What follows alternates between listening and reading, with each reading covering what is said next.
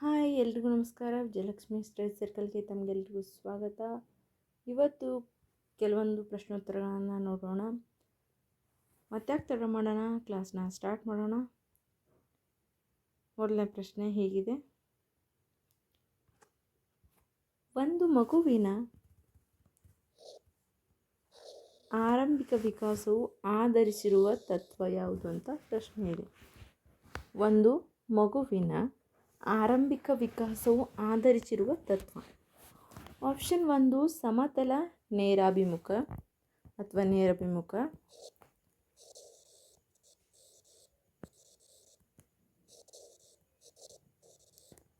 2 ಶಿರಪಾದಾಭಿಮುಖ.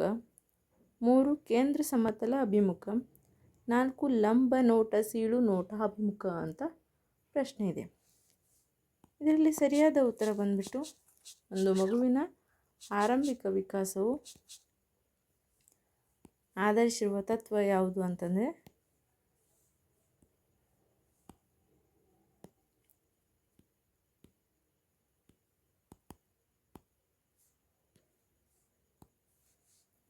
Option 2 ಶಿರಪಾದಾಭಿಮುಖ.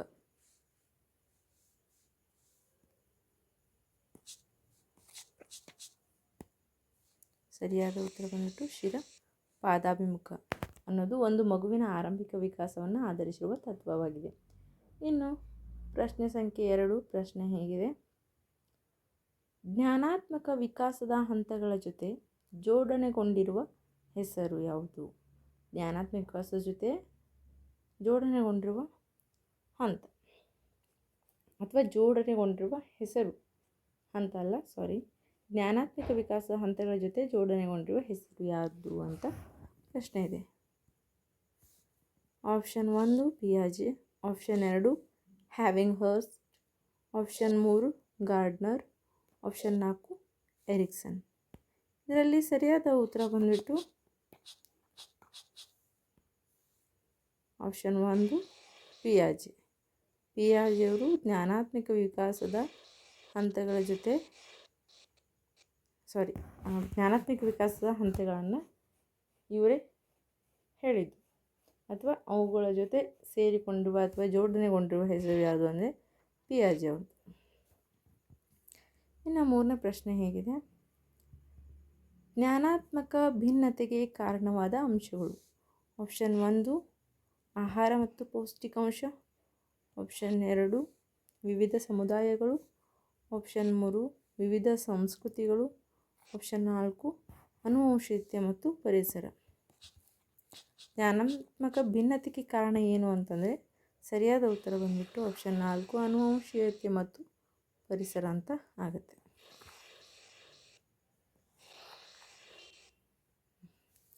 ನಾಲ್ಕನೇ ಪ್ರಶ್ನೆ ಹೀಗಿದೆ: ಕೆಳಕಂಡ ಈ ಮನೋವಿಜ್ಞಾನಿ ರೂಪಿಸಿರುವ 7 ಬುದ್ಧಿಶಕ್ತಿಗಳಲ್ಲಿ ಸಂವೇಗಾತ್ಮಕ ಬುದ್ಧಿಶಕ್ತಿ ಒಂದು ಅಂಶವಾಗಿಲ್ಲ ಅಂತ ಪ್ರಶ್ನೆ ಇದೆ. Option 1 Binet. Option 2 Wechsler. Option 3 Gardner. Option 3 Gardner. Option 4 Spencer. ಸರಿಯಾದ ಉತ್ತರ ಬಂದ್ಬಿಟ್ಟು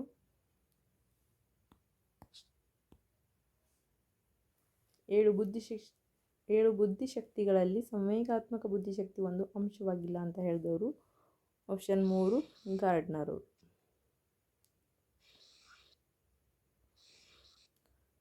ಇನ್ನು 5ನೇ ಪ್ರಶ್ನೆ: ಮಾನಸಿಕ ವಯಸ್ಸು ಎಂಬ ಪರಿಕಲ್ಪನೆಯನ್ನು ನೀಡಿದವರು ಯಾರು? ಇದು ಎರಂಬ ಅನ್ನೋದು ಏರಿಸಲಾಗಿದೆ.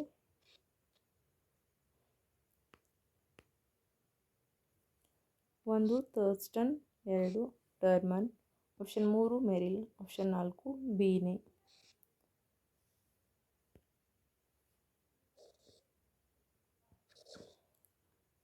ಸರಿಯಾದ ಉತ್ತರ ಬಂದ್ಬಿಟ್ಟು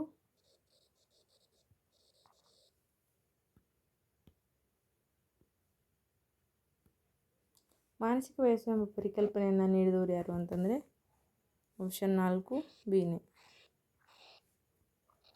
ಅವರು.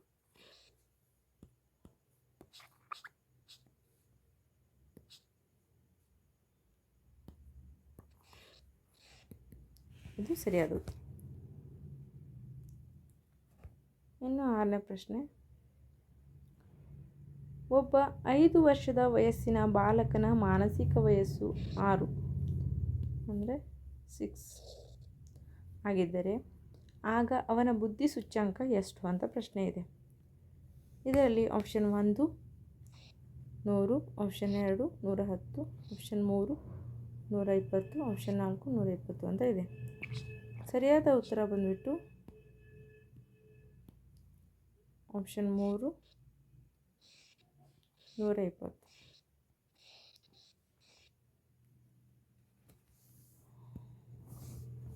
ಸರಿಯಾದ ಉತ್ತರ. 5 ವರ್ಷದ ವಯಸ್ಸಿನ ಬಾಲಕನ ಮಾನಸಿಕ ವಯಸ್ಸು 6 ಆಗಿದ್ದರೆ ಆಗ ಅವನ ಬುದ್ಧಿ ಸೂಚ್ಯಂಕ ಎಷ್ಟು ಅಂದರೆ 120. ಬುದ್ಧಿ ಸೂಚ್ಯಂಕ ಅಂದರೆ ಐ ಕ್ಯೂ = MA/CA × 100.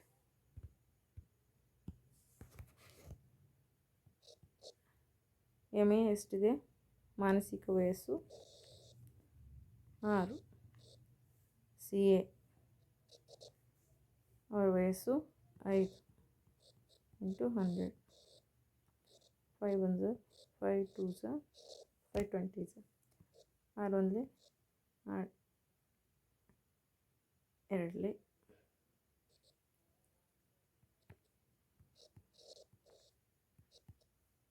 ಇದು ಸರಿಯಾದ ಉತ್ತರ.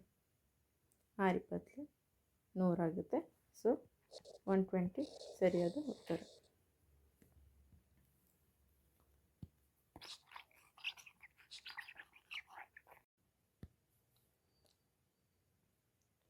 ಏಳನೇ ಪ್ರಶ್ನೆ ಹೇಗಿದೆ? ಸೃಜನಶೀಲತೆ ಮಗುವಿನ ಪ್ರಮುಖ ಲಕ್ಷಣಗಳು. ಆಪ್ಷನ್ 1 ಒಮ್ಮುಖ ಆಲೋಚನೆ ಮತ್ತು ಉತ್ತಮ ಸ್ಮೃತಿ, ಆಪ್ಷನ್ 2 ಹೊಸತನ ಮತ್ತು ಸ್ವಂತಿಕೆ, ಆಪ್ಷನ್ 3 ಉತ್ತಮ ಸ್ಮೃತಿ ವಿಶೇಷ ಪ್ರತಿಭೆ, ಆಪ್ಷನ್ 4 ಹೊಸತನ ಒಮ್ಮುಖ ಆಲೋಚನೆ. ಸರಿಯಾದ ಉತ್ತರ ಬಂದುಬಿಟ್ಟು ಸೃಜನಶೀಲತೆ ಹೇಗಿರುತ್ತೆ ಮಗು ಅಂತಂದರೆ ಹೊಸತನ ಮತ್ತು ಸ್ವಂತಿಕೆ ಇರುತ್ತೆ. 8ನೇ ಪ್ರಶ್ನೆ, ಕೆಳಕಂಡ ಯಾವುದು ರೂಪಣಾತ್ಮಕ ಮೌಲ್ಯಮಾಪನ ಪದ್ಧತಿಯಲ್ಲ? ಆಪ್ಷನ್ 1 ಬಹು ಆಯ್ಕೆ ಪ್ರಶ್ನೆಗಳು, ಆಪ್ಷನ್ 2 ಮೌಖಿಕ ಪ್ರಶ್ನೆಗಳು, ಆಪ್ಷನ್ 3 ಪ್ರಾಜೆಕ್ಟ್ಗಳು, ಆಪ್ಷನ್ 4 ಸಂಭಾಷಣೆ ಕೌಶಲ್ಯ. ಸರಿಯಾದ ಉತ್ತರ ಬಂದುಬಿಟ್ಟು ಆಪ್ಷನ್ 4 ಸಂಭಾಷಣೆ ಕೌಶಲ್ಯ ಅನ್ನೋದು ರೂಪಣಾತ್ಮಕ ಮೌಲ್ಯಮಾಪನ ಪದ್ಧತಿ ಅಲ್ಲ. 9ನೇ ಪ್ರಶ್ನೆ ಹೇಗಿದೆ? ಅಂಗವಿಕಲ ಮಕ್ಕಳಿಗಾಗಿ ಇರುವ ಶೈಕ್ಷಣಿಕ ಕಾರ್ಯಕ್ರಮಗಳನ್ನು ಹೀಗೂ ಕರೆಯುವರು. ಅಂಗವಿಕಲ ಮಕ್ಕಳಿಗೋಸ್ಕರ ಇರುವಂತಹ ಶೈಕ್ಷಣಿಕ ಕಾರ್ಯಕ್ರಮಗಳನ್ನು ಏನಂತ ಕರೀತಾರೆ? ಆಪ್ಷನ್ 1 ಔಪಚಾರಿಕ ಶಿಕ್ಷಣ, ಆಪ್ಷನ್ 2 ಅನೌಪಚಾರಿಕ ಶಿಕ್ಷಣ, ಆಪ್ಷನ್ 3 ದೂರ ಶಿಕ್ಷಣ, ಆಪ್ಷನ್ 4 ವಿಶೇಷ ಶಿಕ್ಷಣ. ಇದರಲ್ಲಿ ಸರಿಯಾದ ಉತ್ತರ ಬಂದುಬಿಟ್ಟು ಆಪ್ಷನ್ 4 ವಿಶೇಷ ಶಿಕ್ಷಣ. ಇಲ್ಲಿ ಅಂಗವಿಕಲ ಮಕ್ಕಳು ಕೂಡ ಇರ್ತಾರೆ. ಅಂಗವಿಕಲ ಮಕ್ಕಳಿಗಾಗಿ ಇರುವಂತಹ ಶೈಕ್ಷಣಿಕ ಕಾರ್ಯಕ್ರಮಗಳು ವಿಶೇಷ ಶಿಕ್ಷಣದಲ್ಲಿ ಇರ್ತವೆ. ಪ್ರಶ್ನೆ ಸಂಖ್ಯೆ 10, ಪರಿಣಾಮಕಾರಿ ಕಲಿಕೆಗೆ ಪೂರಕವಾದಂತಹ ಅಂಶ ಯಾವುದು ಅಂತ ಕೇಳಿದ್ದಾರೆ. ಪರಿಣಾಮಕಾರಿ ಕಲಿಕೆಗೆ ಪೂರಕವಾದಂತಹ ಅಂಶ ಯಾವುದು? ಆರೋಗ್ಯ, ಆಪ್ಷನ್ 2 ಪ್ರೇರಣೆ, ಆಪ್ಷನ್ 3 ಕಲಿಯಬೇಕೆಂಬ ಹಂಬಲ, ಆಪ್ಷನ್ 4 ಎಲ್ಲವೂ. ಒಂದು ಮಗು ಪರಿಣಾಮಕಾರಿಯಾಗಿ ಕಲಿಬೇಕಂದ್ರೆ ಅದಕ್ಕೆ ಏನು ಪೂರಕವಾಗಿರುವಂಥ ಅಂಶಗಳು ಅನ್ನೋದು ಪ್ರಶ್ನೆ ಆದರೆ ಇದರಲ್ಲಿ ಸರಿಯಾದ ಉತ್ತರ ಬಂದುಬಿಟ್ಟು 4. ಮೇಲಿನ ಎಲ್ಲವೂ ಕೂಡ ಮುಖ್ಯನೇ, ಪೂರಕನೇ. ಇನ್ನು 11ನೇ ಪ್ರಶ್ನೆ ಹೇಗಿದೆ? ಜ್ಞಾನಾತ್ಮಕ ಬೆಳವಣಿಗೆಯನ್ನು ಹೀಗೂ ಕರೆಯುವರು. ಜ್ಞಾನಾತ್ಮಕ ಬೆಳವಣಿಗೆಯನ್ನು ಇನ್ನೊಂದು ಹೆಸರಿಂದ ಕರೀತಾರೆ, ಅದು ಯಾವುದು ಅನ್ನೋದು ಈ ರೀತಿ. ಆಪ್ಷನ್ 1 ಸಂವೇಗಾತ್ಮಕ ಬೆಳವಣಿಗೆ, ಆಪ್ಷನ್ 2 ಬೌದ್ಧಿಕ ಬೆಳವಣಿಗೆ, ಆಪ್ಷನ್ 3 ನೈತಿಕ ಬೆಳವಣಿಗೆ, ಆಪ್ಷನ್ 4 ಸಾಮಾಜಿಕ ಬೆಳವಣಿಗೆ. ಜ್ಞಾನಾತ್ಮಕ ಬೆಳವಣಿಗೆಯನ್ನು ಏನಂತ ಕರೀತಾರೆ ಅಂದರೆ ಆಪ್ಷನ್ 2 ಬೌದ್ಧಿಕ ಬೆಳವಣಿಗೆ. ಹೀಗೂ ಕರೀತಾರೆ ಅಂದರೆ ಬೌದ್ಧಿಕ ಬೆಳವಣಿಗೆ ಅಂತ ಕರೀತಾರೆ. ಇನ್ನು ಪ್ರಶ್ನೆ ಸಂಖ್ಯೆ 12, ಕೆಳಕಂಡ ಯಾವ ಪ್ರೇರಣೆಗಳನ್ನು ಪ್ರಾಥಮಿಕ ಪ್ರೇರಣೆಗಳೆಂದು ಪರಿಗಣಿಸಲಾಗಿದೆ? ಆಪ್ಷನ್ 1 ಶಾರೀರಿಕ ಪ್ರೇರಣೆಗಳು, ಆಪ್ಷನ್ 2 ಸಾಮಾಜಿಕ ಪ್ರೇರಣೆಗಳು, ಆಪ್ಷನ್ 3 ಉತ್ತೇಜಕಗಳು, ಆಪ್ಷನ್ 4 ಬಹುಮಾನ ಮತ್ತು ಶಿಕ್ಷೆ, ಹೊಗಳಿಕೆ ಮತ್ತು ತೆಗಳಿಕೆ. ಅಂದರೆ ಪ್ರಾಥಮಿಕ ಹಂತದಲ್ಲಿರುವಾಗ ಆ ಮಗುವಿಗೆ ಯಾವ ರೀತಿ ಪ್ರೇರಣೆ ಕೊಡ್ತೀವಿ ಅಂತ ಅರ್ಥ. ನಾವೇನು ಹೊಡಿಯೋಕ್ಕೆ ಬರಲ್ಲ ಮಗುಗೆ, ಹೊಡೆದ್ರೂ ಅರ್ಥ ಆಗಂಗಿಲ್ಲ. ಸೊ ಹಾಗಾಗಿ ನಾವು ಅಲ್ಲಿ ಏನು ಪ್ರೇರಣೆಯನ್ನು ನೋಡ್ತೀವಿ ಅಂದರೆ ಶಾರೀರಿಕ ಪ್ರೇರಣೆಯನ್ನು ನೋಡ್ತೀವಿ. ಬಹುಮಾನ ಶಿಕ್ಷೆ ಕೊಡೋದಿಲ್ಲ, ಉತ್ತೇಜಗಳನ್ನು ನೀಡುವುದಿಲ್ಲ, ಸಾಮಾಜಿಕ ಪ್ರೇರಣೆಗಳು ಕೂಡ ಮಗುವಿಗೆ ಅರ್ಥ ಆಗಲ್ಲ. ಹೀಗಾಗಿ ನಾವು ಸಾಮಾಜಿಕ ಪ್ರೇರಣೆಗಳಲ್ಲಿ ಯಾವುದು ಬರುತ್ತೆ ಅಂದರೆ ಶಾರೀರಿಕ ಪ್ರೇರಣೆಗಳು ಬರ್ತವೆ. 13ನೇ ಪ್ರಶ್ನೆ ಹೀಗಿದೆ, ವಿಕಾಸದ ಅರ್ಥ ಏನು ಅಂತ ಪ್ರಶ್ನೆ ಇದೆ. ಆಪ್ಷನ್ 1 ಎತ್ತರ ಮತ್ತು ತೂಕದಲ್ಲಿ ಹೆಚ್ಚಳ ಆದರೆ ಅದು ವಿಕಾಸನ. ಆಪ್ಷನ್ 2 ಜೀವನ ಪರ್ಯಂತ ಕ್ರಮಬದ್ಧ ಹಾಗೂ ಪ್ರಗತಿಪರ ಬದಲಾವಣೆ ಆದರೆ ಅದು ವಿಕಾಸನ. ಆಪ್ಷನ್ 3 ಚಿಕ್ಕವನು ವಯಸ್ಕನಾಗುವುದು ಅದು ವಿಕಾಸನ. ಆಪ್ಷನ್ 4 ವಯಸ್ಕ ಮುದುಕನಾಗುವುದು ವಿಕಾಸನ ಅಂತ ಪ್ರಶ್ನೆ ಇದೆ. ಇದರಲ್ಲಿ ಸರಿಯಾದ ಉತ್ತರ ಬಂದ್ಬಿಟ್ಟು ಆಪ್ಷನ್ 2 ಜೀವನ ಪರ್ಯಂತ ಕ್ರಮಬದ್ಧ ಹಾಗೂ ಪ್ರಗತಿಪರ ಬದಲಾವಣೆ ಆದರೆ ಮಾತ್ರ ಅದು ವಿಕಾಸ ಅನಿಸ್ಕೊಳ್ಳುತ್ತೆ. ಜೀವನ ಪರ್ಯಂತ ಇರಬೇಕು, ಕ್ರಮಬದ್ಧವಾಗಿರಬೇಕು ಹಾಗೂ ಪ್ರಗತಿಪರವಾದಂತಹ ಬದಲಾವಣೆಯನ್ನು ತರುವಂತಿದ್ದರೆ ಅದು ವಿಕಾಸ. ಪ್ರಶ್ನೆ ಸಂಖ್ಯೆ 14 ವಾರ್ಷಿಕ ಪರೀಕ್ಷೆಗಳನ್ನು ನಡೆಸುವುದು ಯಾವ ರೀತಿಯ ಮೌಲ್ಯಮಾಪನ ಆಗುತ್ತೆ ಅಂತ ಪ್ರಶ್ನೆ ಇದೆ. ಆಪ್ಷನ್ 1 ನಿರಂತರ ಮೌಲ್ಯಮಾಪನ, ಆಪ್ಷನ್ 2 ಕಲಿಕೆಯಾಗಿ ಮೌಲ್ಯಮಾಪನ, ಆಪ್ಷನ್ 3 ಕಲಿಕೆಯ ಮೌಲ್ಯಮಾಪನ, ಆಪ್ಷನ್ 4 ವ್ಯಾಪಕ ಮೌಲ್ಯಮಾಪನ. ಇದರಲ್ಲಿ ಸರಿಯಾದ ಉತ್ತರ ಬಂದ್ಬಿಟ್ಟು ಆಪ್ಷನ್ 3 ಕಲಿಕೆಯ ಮೌಲ್ಯಮಾಪನ. ಕಲಿಕೆಯ ಮೌಲ್ಯಮಾಪನ ಆಗುತ್ತೆ. ವಾರ್ಷಿಕ ಮೌಲ್ಯಮಾಪನ ಕಲಿಕೆಯ ಮೌಲ್ಯಮಾಪನ ಆಗುತ್ತೆ. ಇನ್ನು ಕೊನೆ ಪ್ರಶ್ನೆ 15ನೇ ಪ್ರಶ್ನೆ ಹೀಗಿದೆ, ಮೆದುಳನ್ನು ಕಾರ್ಯಪಟುತ್ವಗೊಳಿಸುವ ತಂತ್ರವನ್ನು ಈ ವಿದ್ಯಾರ್ಥಿಗಳಿಗೆ ಉಪಯೋಗಿಸುವ. ಆಲ್ಮೋಸ್ಟ್ ಈ ಕ್ವಶನ್ಗೆ ಆನ್ಸರ್ನ ನೀವು ಗೆಸ್ ಮಾಡಿರ್ತೀರಾ. ಸೊ ನೋಡೋಣ.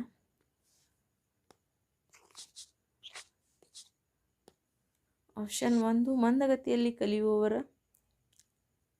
ಆಪ್ಷನ್ 2 ಸೃಜನಶೀಲ ಮಕ್ಕಳು, ಆಪ್ಷನ್ 3 ಮಾನಸಿಕ ಸವಾಲುಗಳುಳ್ಳ ಮಕ್ಕಳು, ಆಪ್ಷನ್ 4 ಶೈಕ್ಷಣಿಕವಾಗಿ ಹಿಂದುಳಿದ ಮಕ್ಕಳು. ಮೆದುಳಿನ ಕಾರ್ಯಪಟುತ್ವ ಅಥವಾ ಮೆದುಳನ್ನು ಕಾರ್ಯಪಟುತ್ವಗೊಳಿಸುವ ತಂತ್ರವನ್ನು ಯಾವ ವಿದ್ಯಾರ್ಥಿಗಳು ಉಪಯೋಗಿಸ್ತಾರೆ ಅಂತಂದರೆ ಸರಿಯಾದ ಉತ್ತರ ಬಂದ್ಬಿಟ್ಟು ಆಪ್ಷನ್ 2 ಸೃಜನಶೀಲ ಮಕ್ಕಳು. ಓಕೆ ಫ್ರೆಂಡ್ಸ್, ವಿಡಿಯೋ ಇಷ್ಟ ಆಗಿದ್ದರೆ ದಯವಿಟ್ಟು ಒಂದು ಲೈಕ್ ಮಾಡಿ, ಶೇರ್ ಮಾಡಿ, ಕಮೆಂಟ್ ಮಾಡಿ ಅಂತ ಹೇಳ್ತಾ ವಿಡಿಯೋನ ಇಲ್ಲಿಗೆ